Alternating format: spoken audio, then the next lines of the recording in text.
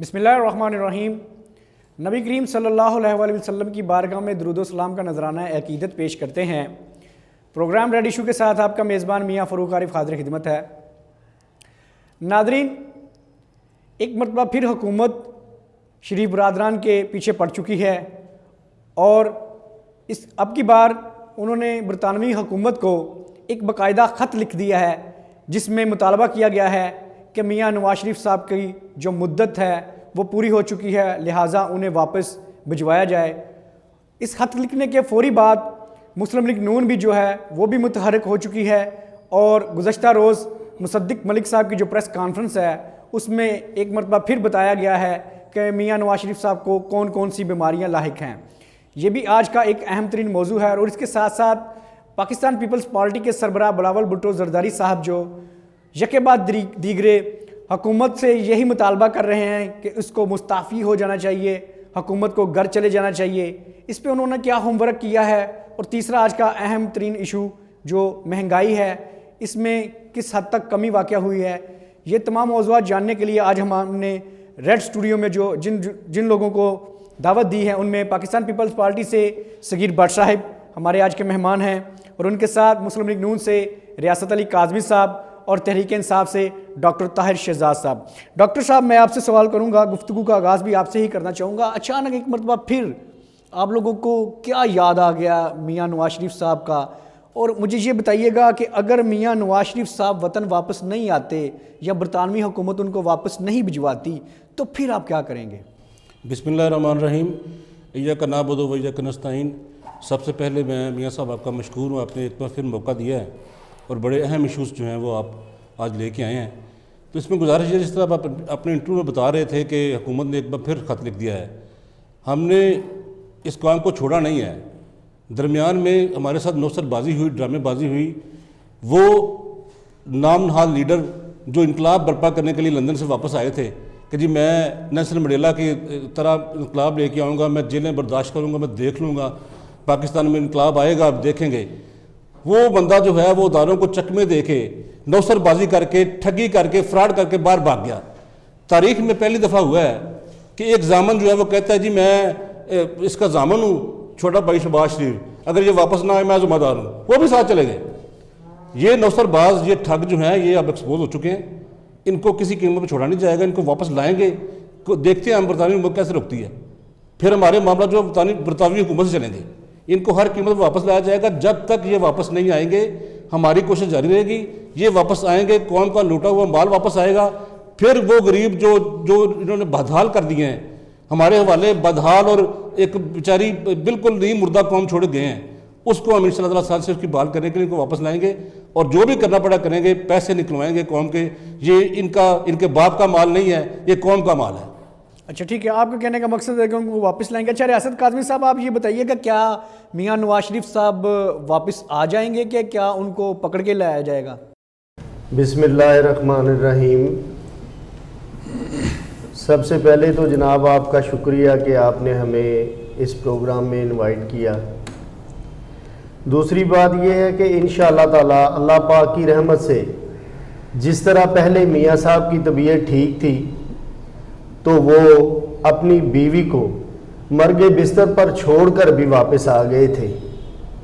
اب اگر ان کی طبیعت ٹھیک ہوگی تو انشاءاللہ وہ ضرور آئیں گے، لیکن مجھے نہایت افسوس ہوا ہے اس بات کا کہ جس طرح یہ میرے بھائی طاہر شہزاد صاحب نے نوسر باز اور ٹھگ میرے لیڈر کو کہا ہے، اس چیز کا، ان الفاظوں کا ان کو چناؤ کرتے ہوئے ذرا خیال کرنا چاہیے تھا۔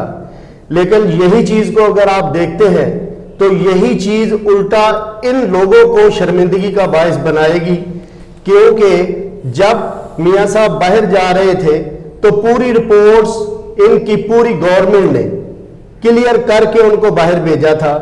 اگر آج وہ ٹھگی یا نوسر بازی کا تانا ہمیں دیتے ہیں تو ان کو خود شرم آنی چاہیے۔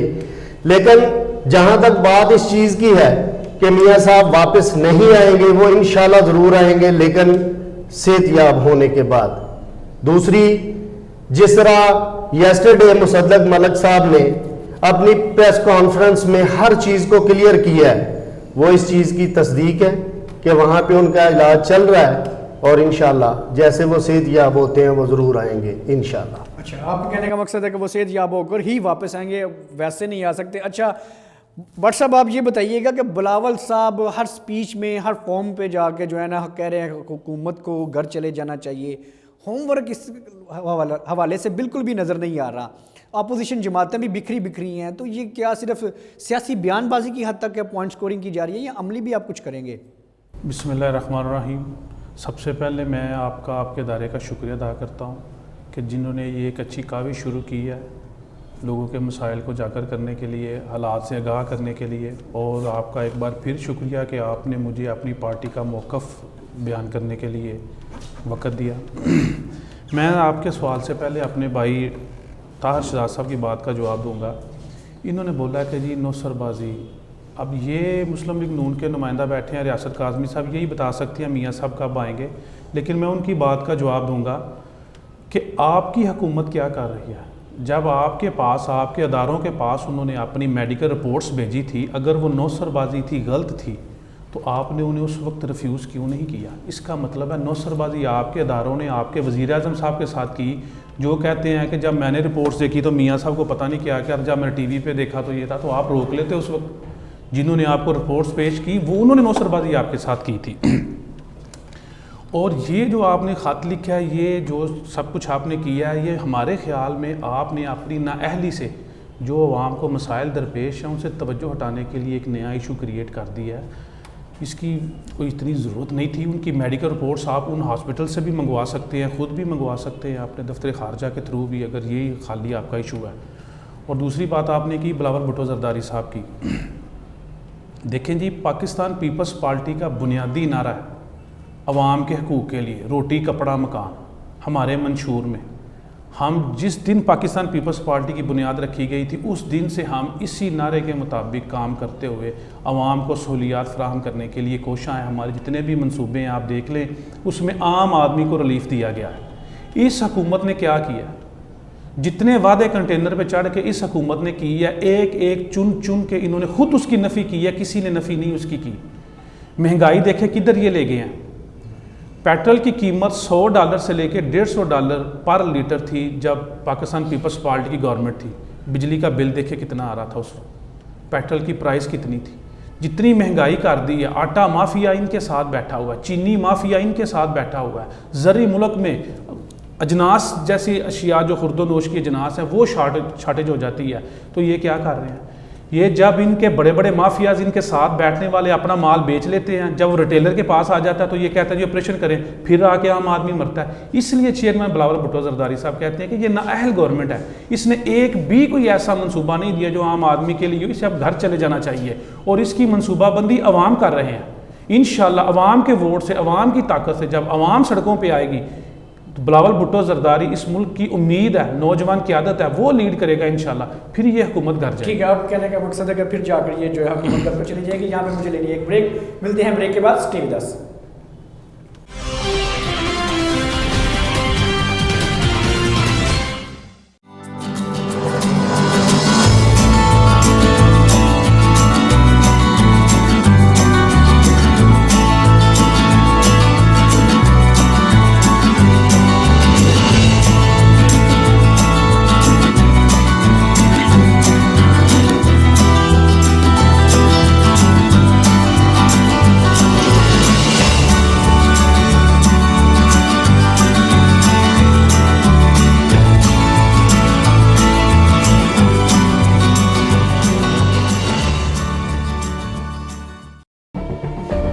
ظلم و ستم کی یہ داستان بہت پرانی ہے۔ ہر دور میں ہلاکو، ٹیپو، سکندر نے ایک تاریخ لکھی ہے۔ یہ ظلم و انصاف کا سفر کبھی نہ رکے گا۔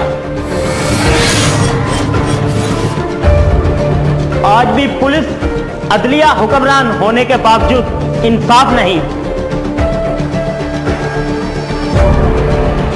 حکام بالا تک مظلوم کی رسائی کیوں نہیں؟ ریڈ نیوز بنے گا آپ کی آواز، لڑے گا حق کی خاطر، اور کریں گے پردہ فاش ہر ظالم کا۔ देखते रहे प्रोग्राम जुल्म और सितम, सिर्फ रेड न्यूज पर सिकंदर मुगल के साथ।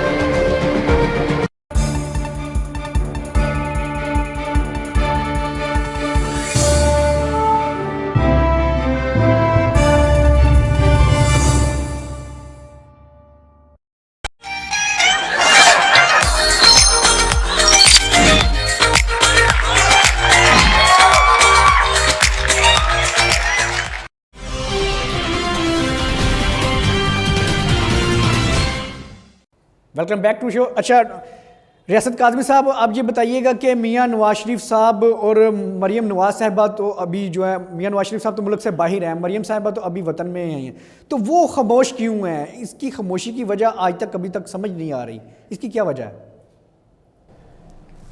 देखें जी, जो आपने सवाल किया है वो बहुत अच्छा है, लेकिन जिस तरह के हालात या जिस तरह मियां साहब की तबीयत ठीक नहीं है, ये तो एक बेटी ही इस बात को समझ सकती है कि ये क्या है।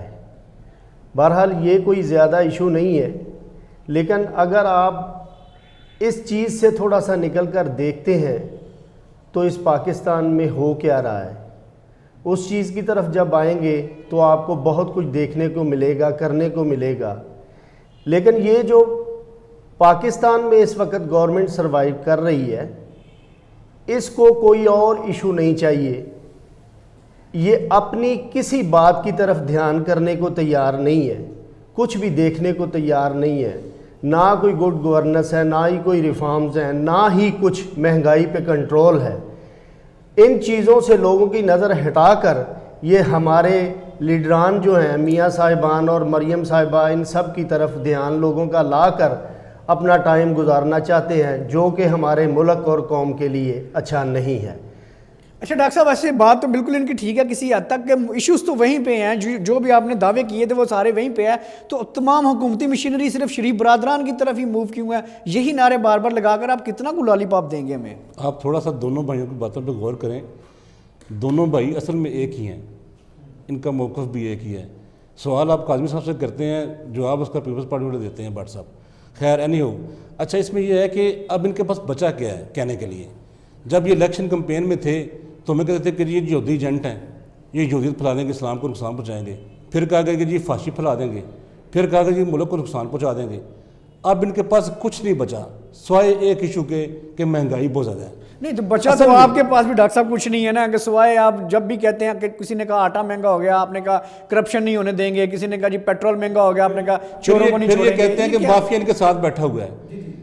इनका इशारा होता है जहांगीर तरीन की तरफ। इनकी मालूमात के लिए अर्ज़ है कि पूरे पाकिस्तान में 82 शुगर मिल्स हैं, 82, जिनमें 3 जहांगीर तरीन की हैं, बाकी सारी इनकी हैं। इल्ज़ामात लगाते हैं जहांगीर तरीन पे। तो पहले मालूमात दुरुस्त कर लें, ऐसा कुछ नहीं है। फिर आटे का बड़ा वबेला मचाया, आटा मिल नहीं रहा, आटा जगह जगह खड़ा है, ट्रक खड़े हैं। जहाँ शहीनाबाद पार्क के सामने देखें, ट्रक खड़ा, लेने वाला कोई नहीं है।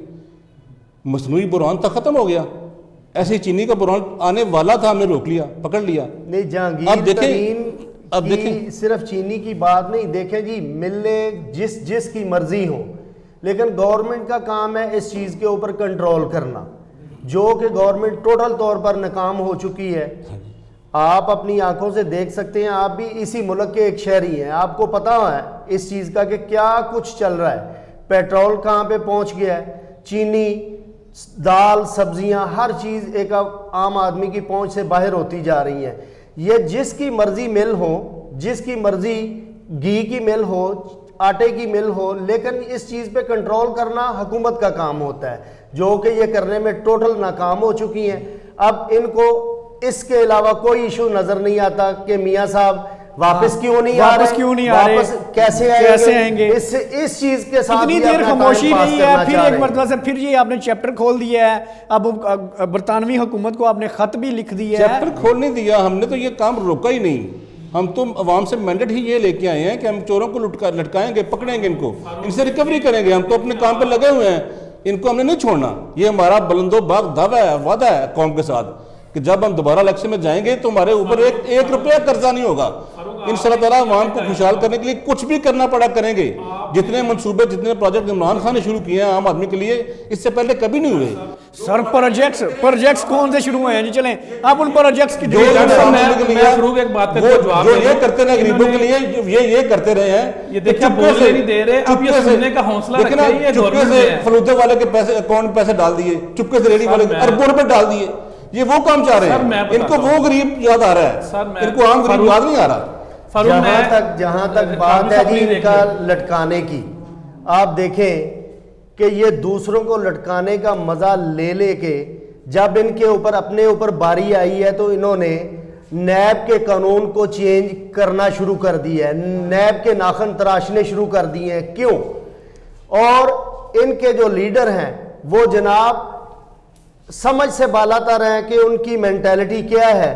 وہ ایک اپنی سپیچ میں کہہ رہے ہیں کہ میرے دوست دیکھیں آج کتنے خوش ہو رہے ہیں، اس کا مطلب یہ ہوا کہ آپ لوگوں کو بتا رہے ہیں کہ جتنا کرپٹ مافیا ہے وہ ہمارے پاس موجود ہے، جس کو ہم اپنے شیلٹر میں لے کر بیٹھے ہوئے ہیں۔ یہ آن ریکارڈ ہے، آپ اپنے کلپس نکال کر دیکھ لیں کہ عمران خان صاحب نے یہ بات کہی تھی یا نہیں۔ تو یہ الٹا لٹکانے والی باتیں یہ صرف دوسروں کی حد تک ان کو نظر آتی ہے۔ ریفارم وہ ہوتا ہے جو اپنے اوپر بھی اپلائی کیا جائے۔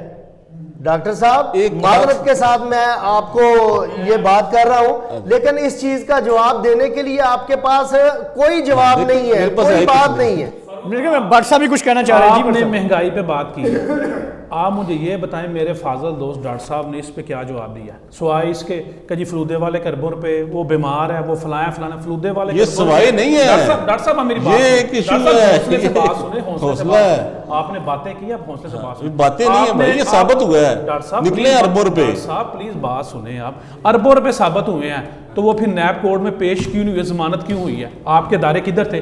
عوام کو گمراہ کر رہے ہیں، کوئی ایسی بات نہیں ہے۔ اگر میڈیا پہ آتے کوئی ادارہ پاکستان کا آج تک اون کر رہا ہے، وہ اربوں روپے میرے پاس ہے فلودے والے کے، کسی ادارے ڈاکٹر صاحب آپ الزام ہے، میری بات سنیں، میں ڈاکٹر صاحب ابھی تک ریکوری کیوں نہیں ہوئی ہے؟ اب مجھے 2 منٹ بولنے کا موقع کیس ختم نہیں ہوگا۔ ڈاکٹر صاحب سے آپ نے مہنگائی کا پوچھا ہے، ان کے پرائم منسٹر فرماتے ہیں مجھے تو ٹی وی سے پتا چلا ڈالر کی قیمت بڑھ گئی ہے۔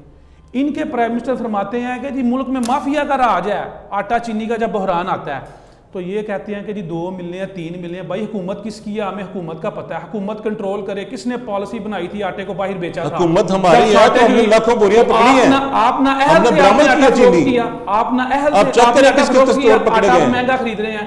آپ کیا کر رہے تھے جب بجلی کی قیمت بڑھ رہی ہے؟ آئی ایم ایف بجلی کی قیمت کا تعین کر رہی ہے، عام آدمی کی 20,000 روپے تنخواہ ہے، وہ 8,000 روپے بجلی کا بل دے رہا ہے، 20,000 روپے اسے گیس کا بل آ رہا ہے۔ آپ کیا کر رہے ہیں؟ آپ کہتے ہیں جی میں ایسی نکلواؤں گا، میں زرداری کو ایسے پکڑوں گا، میں فلودے والے کو پکڑوں گا۔ اور بھائی چھوڑا پھر کیوں؟ اگر اتنے شواہد تھے تو ان کو اندر کوئی نہیں چھوڑا کسی کو، ان سے پوچھیں، گمراہ کر رہے ہیں اپنی نااہلی کو چھپانے کے لیے، یہ اپوزیشن پہ تنقید کر رہے ہیں۔ کوئی ایسا منصوبہ عوام دوست نے دیا، یہ ہمارے سامنے رکھنے کا یہ منصوبہ ہے۔ سوال یہ، اگر میاں نواز شریف صاحب وطن واپس آ جاتے ہیں تو پھر کیا ہوگا؟ ہم ریکوری کریں گے۔ پہلے کیوں وہ عدالتوں کو پھر پہلے بھی کیا ہوا ہے، کیوں نہیں کی؟ اتنی دیر 1.5 سال کا عرصہ گزر چکا ہے، ابھی تک ریکوری کیوں نہیں ہوئی؟ دیکھیں جو نظام وہ خود بنا چکے ہیں اپنے لیے، اس سے وہ فائدہ اٹھا رہے ہیں۔ جتنا انہوں نے اٹھانا تھا اٹھا لیا ہے، جتنی ان کی رسی ڈھیلی تھی وہ ہو چکی، اب نہیں ہوگی، اب وہ پکڑ میں آئیں گے، دوبارہ ان کو لایا جائے گا، ان سے ریکوری ہوگی۔ ہم اس بات سے کسی طور پر بھی پیچھے نہیں ہٹیں گے، جو مرضی ہو جائے۔ بلکہ پیچھے خان صاحب گئے تھے، آپ کو یاد ہوگا آزاد کشمیر، وہاں پہ پرائم منسٹر نے بات کی، انہوں نے کہا جی میں یہ نہیں کر سکتا، مفاہمت نہیں ہو سکتی، ان کے ساتھ مفاہمت جو ہے وہ ہو سکتی نہیں ہے، بلکہ انہوں نے شعر سنایا باقاعدہ۔ ٹھیک ہے، ان کا کہنے کا مقصد ہے کہ مفاہمت نہیں ہو سکتی۔ یہاں پہ مجھے لینی ہے ایک بریک، ملتے ہیں بریک کے بعد، ہمارے ساتھ رہیے گا۔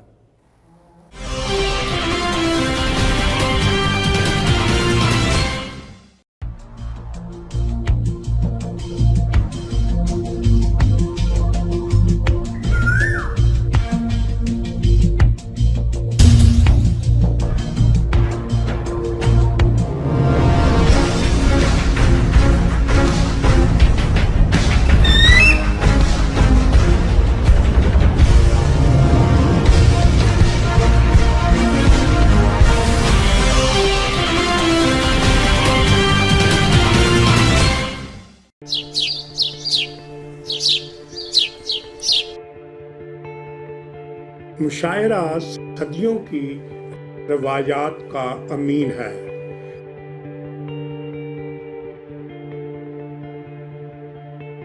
मुशायरा अल्फाज की दुरुस्त अदायगी का सबसे मोतबर जरिया है। मुशायरा नए शायरों के लिए तरबियत गाह का दर्जा रखता है।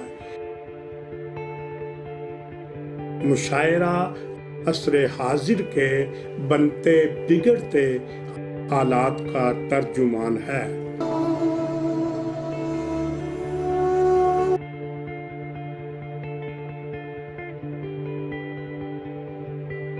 जी हाँ, रेड न्यूज़ चैनल पर जहाने अदब के नामवर शायरों के संग तुलुए सुखन मुशायरा जान कश्मीरी की मेज़बानी में हर जुमातुल मुबारक को सुबह 10 बजे सिर्फ और सिर्फ आपके लिए देखना न भूलिएगा।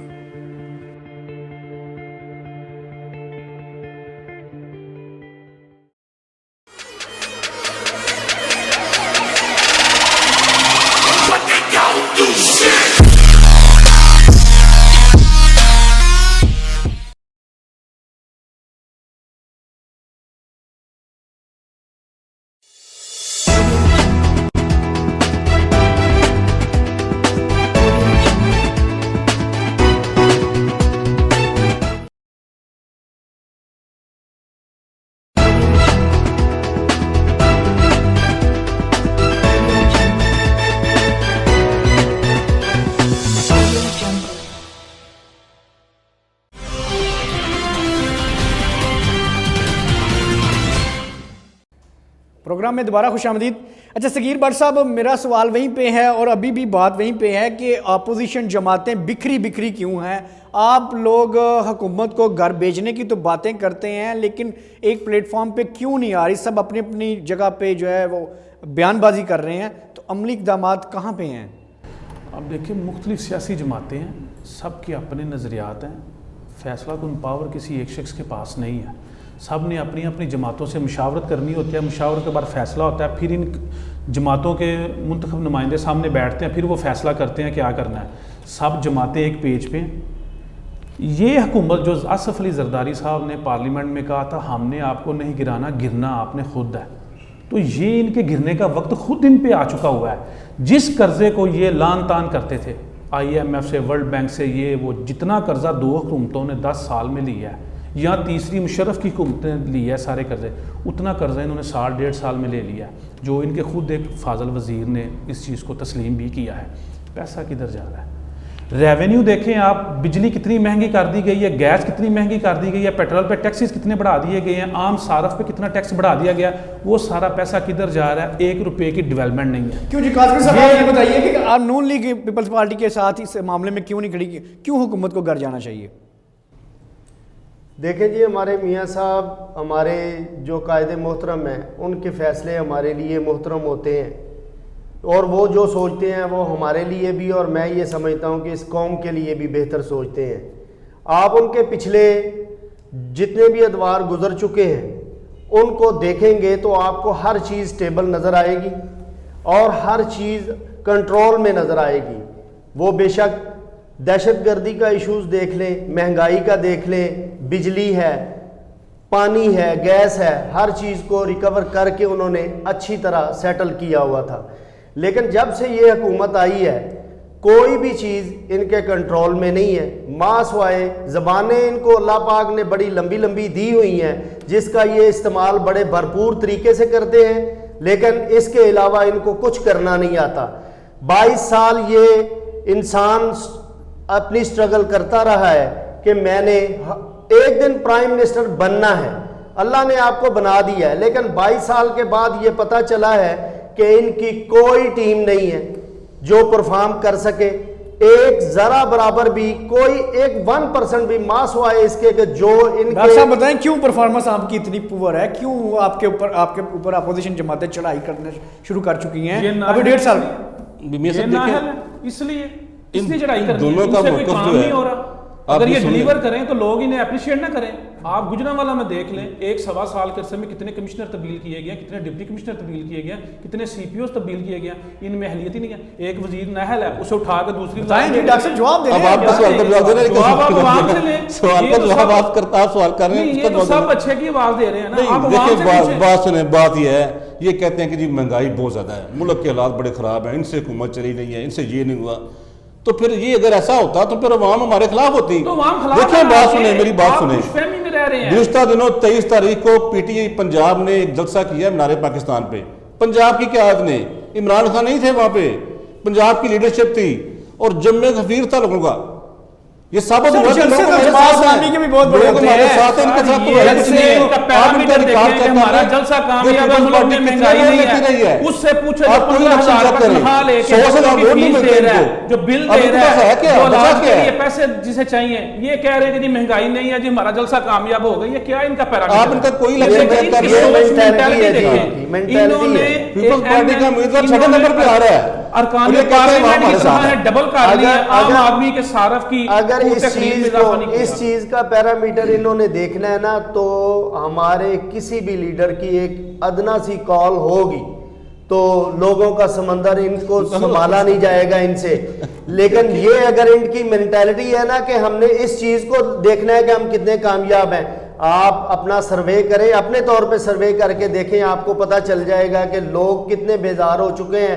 انہوں نے لوگوں کو اس حد تک نچوڑ کے رکھ دیا ہے کہ ایک عام مزدور آدمی اس لیے اپنے گھر کو چھوڑ کر نہیں نکلتا, پروٹیسٹ کے لیے نہیں نکلتا کہ میں اگر آج چلا گیا, مجھے کچھ ہو گیا, تو دوسرے دن کا میرے گھر کا کھانا کہاں سے آئے گا.